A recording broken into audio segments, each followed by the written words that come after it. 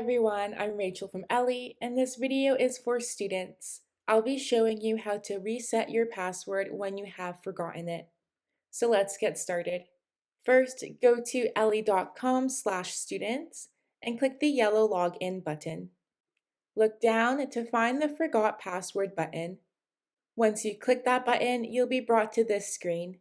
Only students who log in with email addresses are able to reset their own password. If you log in with a username, please ask your teacher for help. From here, enter the email your account is under and click the blue Reset My Password button. This will send a password reset email to your inbox. When you open the password reset email from your inbox, it will look like this.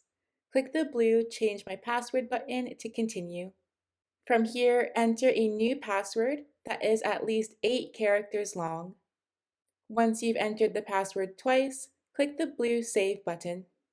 You'll then get a message that says your password has been changed successfully and you'll be signed into your account. That's it for this video on how to reset your password.